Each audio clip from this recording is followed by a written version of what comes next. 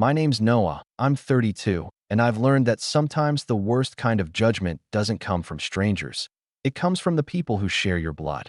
I hadn't planned on going to the family reunion this year. Honestly, I hadn't gone in the past 5. Not because I was too busy or didn't care, but because I knew exactly what would be waiting for me. Those fake smiles, those veiled comments, the heavy silence after every "so, what do you do now?" I stayed away to preserve my peace. But this year, something made me say yes. Maybe I was tired of hiding. Maybe I just wanted to see if anything had changed. Or maybe, I don't know, I wanted to prove something to myself. The invitation came in the mail with a glossy photo of a lakeside resort printed on the front. Summer Bash 2025, hosted by the Townsend family. It screamed in cursive letters. I was shocked they were putting this much effort in. Usually, it was a backyard barbecue at Aunt Camille's house with folding chairs and overcooked hot dogs. But this year, they'd clearly decided to upgrade. I flipped the card over and scanned the fine print. All costs covered, food provided, dress casual, bring your own drinks. I called my mom to confirm. Hey, I got the invite. Just wanted to check if it's legit or if someone's pulling a prank. She sighed on the other end, that tired, familiar sigh that always made me brace myself. It's legit, Noah. Your cousin Lily and her fiancé are helping organize. They want to do something classier, I guess. I raised an eyebrow. Lily? The same one who threw a tantrum at Christmas because she didn't get an engagement ring with a big enough stone. She's grown up a little, Mom said, though her tone didn't exactly scream confidence. Just come. Everyone's asking about you. I almost laughed. That was rich. The only thing anyone in our family asked about me was whether I'd finally gotten a real job. Still, I agreed. I booked a flight, rented a decent car, even picked up a new polo shirt so no one could say I looked too casual. I didn't want to give them anything to latch onto this time. The truth was, things had changed for me, but not in a way they'd understand. I'd been living in a modest apartment in a not-so-great part of town while bootstrapping my own tech consultancy. Not the kind of thing that earns applause at family gatherings unless it has a shiny corporate title to go with it. I had a few good clients now. Money was starting to come in, but I kept things quiet. Low profile. I knew better than to share too much with people who measured success by the number of cars in your garage or how expensive your watch was. The reunion was set for the last weekend of July, and the resort was about an hour's drive from the airport. I arrived a bit early by design. I wanted to get the lay of the land before everyone else showed up. The place was beautiful, I'll admit. Big open lawns, a gazebo by the lake, long white tents with fairy lights strung across the top. I saw the event coordinator walking the grounds with a clipboard and introduced myself. "You must be Mr. Townsend," she said, checking her notes. "Noah. Just Noah. I'm helping cover the event," I said casually. Her eyes lit up. "Ah, yes. You're the one who finalized the contract last week. Thank you so much. This whole thing would have been impossible without your help." I nodded, waved her off, and kept walking. I didn't need the credit. I hadn't even told anyone I was paying for it. The family had talked big about hosting something grand, but when it came time to put money down, everyone got real quiet. I'd overheard my mom on the phone with Aunt Camille a few weeks back, saying they might have to cancel if someone didn't step up. So I did, anonymously. I figured if nothing else, it would keep them from complaining for a weekend. The guests started arriving in waves around noon. I watched from a bench near the gazebo, sipping lemonade and pretending to scroll through my phone. First came my cousin Liam, the one who made 6 figures in finance and never let anyone forget it. He stepped out of his black Escalade like he was stepping onto a red carpet. Then Aunt Camille and Uncle Jerry, loud as ever, dragging 2 coolers behind them. When my mom arrived, she walked straight past me without a word. I think she thought if she didn't acknowledge me, she wouldn't have to answer questions. Typical. Finally, someone noticed me. "Oh, look," my Aunt Camille called out, loudly enough for heads to turn. "He showed up. Must be out of money again." I froze, forced a tight smile. Liam smirked and chimed in. "Heard you're still living in that crappy apartment with the broken heater. Rough." My mom finally looked at me, wine glass in hand, and said with a shrug, "If you tried harder, maybe you'd have something to brag about too." It felt like a punch to the gut, even though I knew it was coming. I thought maybe, just maybe, they'd ease up this time. But no. Same script. Same digs. I bit the inside of my cheek and stood up. "I'm going to walk around," I said quietly. slipping away before anyone could get another word in. The sun was hot, the air thick with the smell of grilled chicken and overly sweet coleslaw.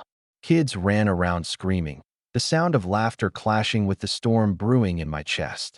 I walked to the edge of the lake, stared out at the water, and tried to breathe. I reminded myself why I came.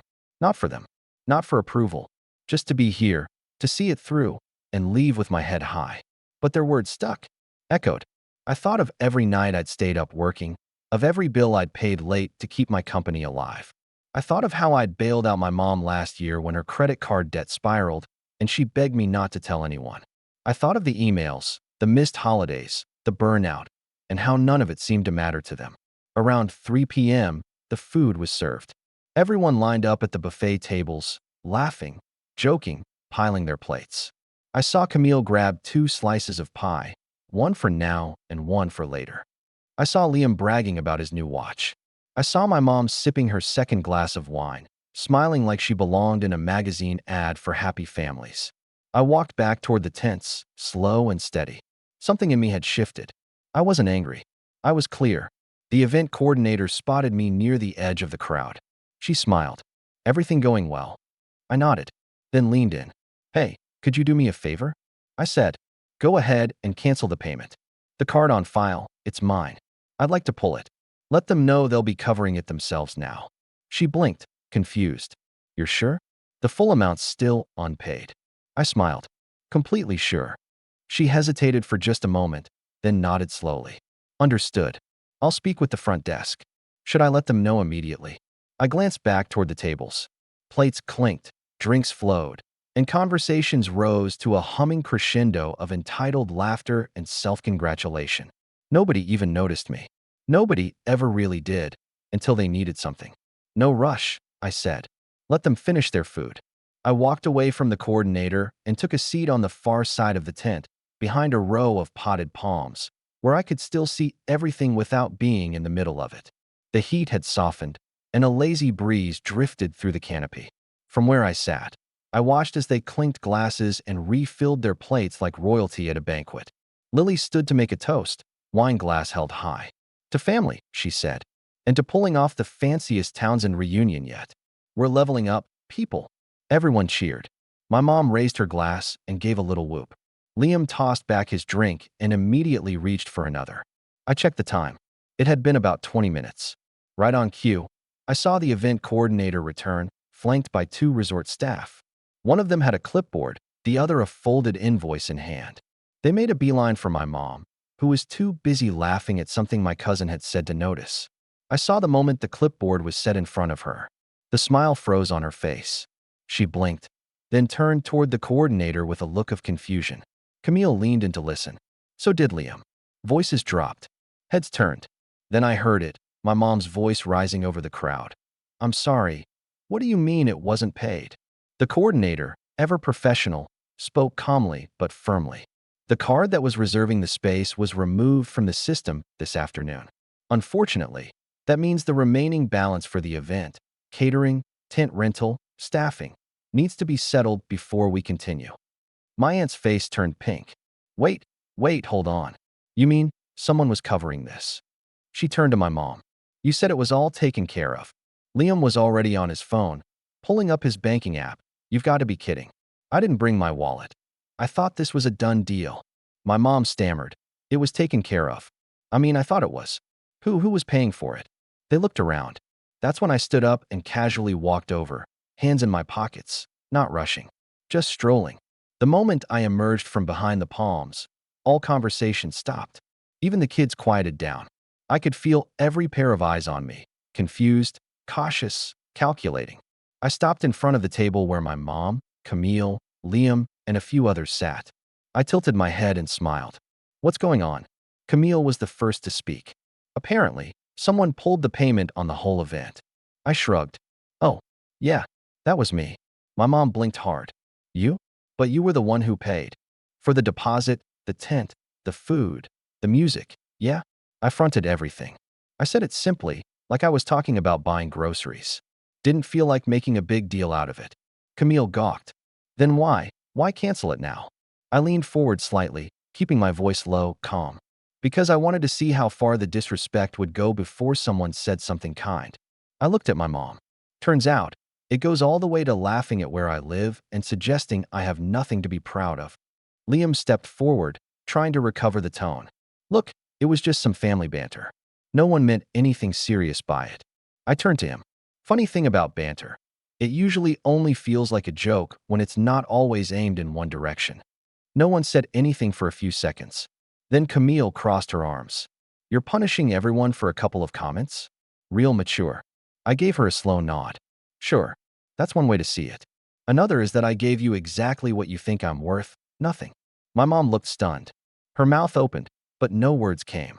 Then she glanced at the event staff still standing patiently by the table, waiting. Her face flushed with panic. So what happens now?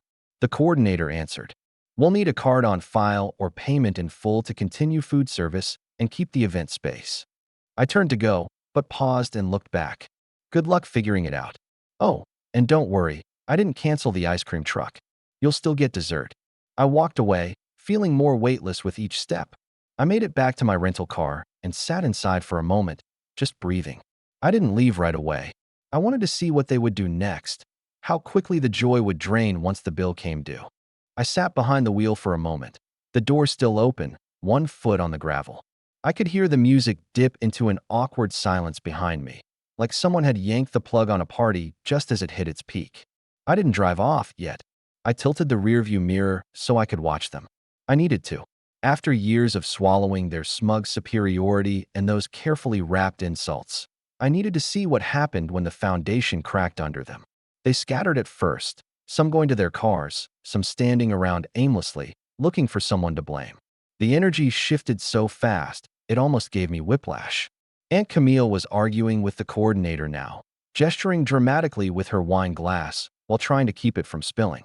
My cousin Lily had her phone out, pacing, clearly trying to call her fiancé, probably hoping he could Venmo her a few $100s to save face. Liam stood apart from them, arms crossed, tapping his foot like the resort owed him an apology. But it was my mom's face I kept coming back to. She wasn't angry. Not yet. She just looked confused, like the script she had followed for so long had suddenly gone missing. Her shoulders were tense, her mouth slightly open, as if she was stuck between trying to explain and trying to remember what, exactly, needed explaining. She wasn't used to being caught off guard. That role had always been reserved for me. I leaned back in my seat, the leather warming under the sun, and thought back to everything that led to this. The missed birthdays, the snide remarks at every dinner, the times she told me I should be more like Liam. He's just so focused, Noah. He always lands on his feet. The way she dismissed every small win of mine like it was a fluke or a phase. Even when I'd helped her with her debt, she made sure I understood it was a favor, not a recognition of success. Just a son doing what was expected. I'd accepted it for years. I think part of me believed maybe I was the underachiever they saw. But I wasn't anymore. And maybe I never had been. I heard a loud, frustrated shout from behind me and glanced in the mirror again. Camille had just dropped her plate. It shattered near the buffet table, chicken and roasted potatoes splattering across the grass. The noise made everyone pause. Then someone, maybe Uncle Jerry, snapped. How are we supposed to pay for all this? I thought it was handled. More murmurs. Accusations. Voices rising in volume, not clarity. And then, finally, someone said it. Wait, are we seriously saying Noah was covering this whole thing? I couldn't see who said it, but the disbelief in their voice hit like a slap. Not angry, just stunned. Like the thought alone was so foreign, it took a full second to process. And then came the wave of reactions. A few looked around sheepishly. One or two others laughed nervously, hoping it was a joke. My mom just stared at the ground. Why would he pay? Camille snapped. He barely even comes to these things. Maybe because he's the only one who actually has money, someone else muttered. I couldn't tell who. The crowd was beginning to fray, cliques forming, the usual unity of a family gathering splitting into small, tense knots. That's when Lily turned to my mom and said, not even quietly, "Did you know he was paying?" My mom hesitated. That hesitation told the whole story. I didn't know, she said finally. Not for sure. Liam stepped forward, his tone suddenly colder. But you suspected, right? He just showed up, quiet as ever, and everything's taken care of? And you didn't ask? I didn't think. Exactly, I whispered, watching from the car. None of you ever think. And then, almost poetically, the music shut off entirely. The Bluetooth speaker battery must have died. Now all you could hear was the wind through the trees and the sounds of my family arguing about whose fault it was, who should pay, who always mooches, and who acts like they're better than everyone. It wasn't just about me anymore. Years of resentment, bitterness, and secrets were spilling into the open like an overfilled glass finally knocked off the table. Then came the announcement. The coordinator stood near the buffet with a small mic, her voice cutting clearly across the lawn. Apologies, everyone, but until payment is resolved, we'll need to pause food and beverage service. We appreciate your cooperation. Gasps. Outrage. The buffet tables were still half full, but the resort staff moved in and began covering trays and removing serving utensils like it was the end of a wedding no one wanted to leave. And still, no one came to me. That was what surprised me most. Not Camille, not Liam, not even my mom. They didn't come running with apologies or excuses. They didn't try to plead with me or ask me to fix it. Maybe it was pride. Maybe it was shock. Maybe they still didn't believe I'd actually go through with it. But I stayed in that car, watching the drama unfold like a show I'd seen before, except this time, I wasn't cast as the quiet background character. I was the twist no one saw coming. That's when my phone buzzed. A message from Lily. Was it really you? Please tell me you didn't cancel the payment. This is a disaster. I stared at the screen for a long moment, then typed a single word back. Yes. And hit send. 5 minutes passed. Then 10. More arguing. I could see Camille on the phone, trying to call someone. Her husband. Maybe. Someone to wire money.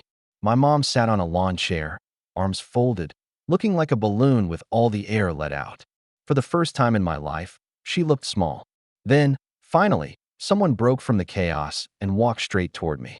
It wasn't who I expected, and it definitely wasn't to apologize. It was Liam. Out of all the people who could have come over, he was the last I expected. He walked with that same overly confident strut he'd had since high school, but this time it was slower, more measured. He was trying to keep up the act, but the cracks were visible. I watched him approach in the rearview mirror, debating whether to step out or let him talk through the window like some panicked solicitor. I rolled down the window before he had to knock. "What's up, Liam?" He leaned on the car door, arms crossed. "You really pulled the plug on the whole thing?" "Yep," I said, calm and even. He squinted, trying to read my expression. "Look, I get it. You're mad. You wanted to make a point. Fine. Point made. But people are upset. They're looking to me to fix this. Camille doesn't have the funds on hand. Mom's car just got declined. This thing is about to blow up into a full meltdown." I nodded slowly. "And?" He looked stunned. "And? I'm asking you to fix it." I didn't say anything right away. I just looked out at the chaos behind him.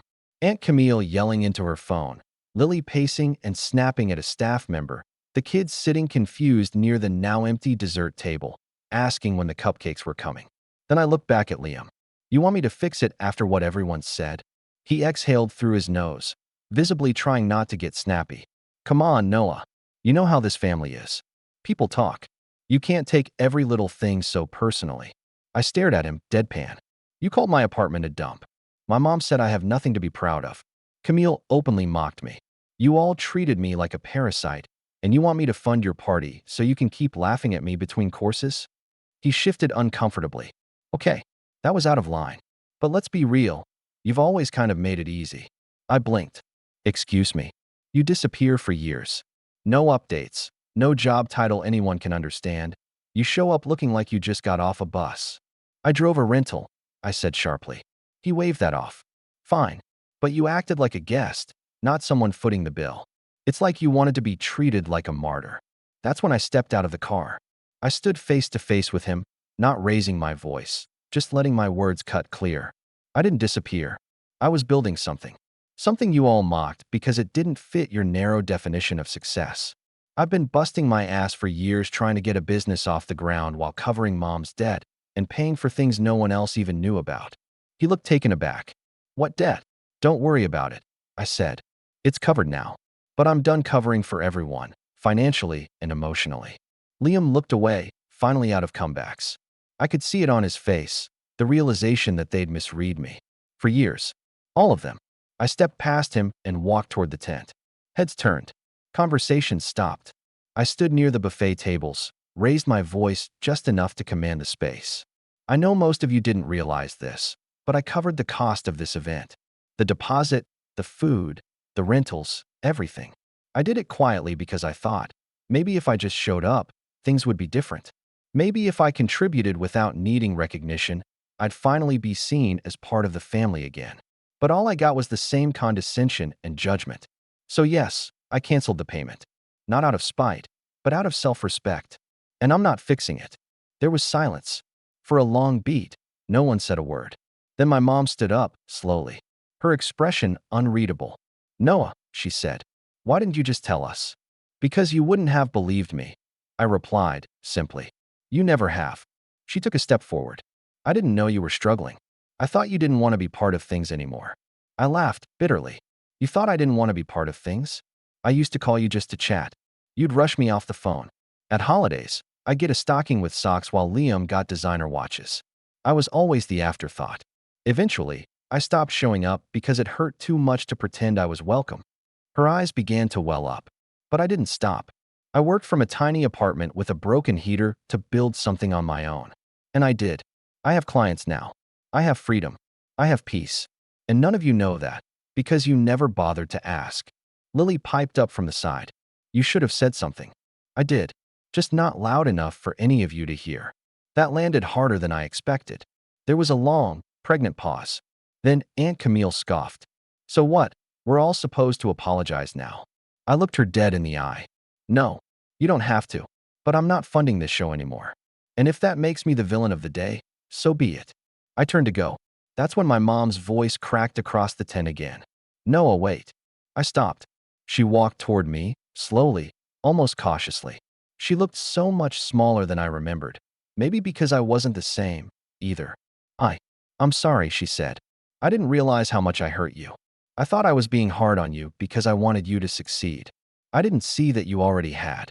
That hit harder than anything she could have yelled. I nodded. "Thank you for saying that." She reached for my hand. "Can you stay? Even if you're not paying for it. I want you here." I hesitated. Looked around at the still awkward crowd. Some averted their eyes. Others watched me, unsure what to say. "I'll stay for the dessert," I said lightly. I did promise the ice cream truck. A few chuckles broke the tension. It was the first time all day anyone laughed with me. The coordinator returned shortly after, informing everyone that unless payment was provided, the event would be winding down. Aunt Camille grumbled, pulled out her phone, and began making urgent calls. Meanwhile, I sat with the kids, helping them build towers out of melting popsicle sticks. For once, I wasn't background noise. I wasn't the failure. I was just Noah. Later, when the sun dipped low and the guests began to pack up early, I stood near the gravel drive, hands in my pockets, watching the tail lights disappear one by one. My mom came up beside me. "You know," she said quietly, "we could use someone like you to help plan the next reunion. If you'd want to." I smiled, not bitterly this time. Just warm. "Maybe. As long as I'm not footing the bill." She laughed. "Deal." And with that, I climbed into my car and drove away. Not out of spite, not in defeat, but finally, in peace. They had tried to reduce me to a punchline, but I rewrote the story. And this time, I was the one holding the pen.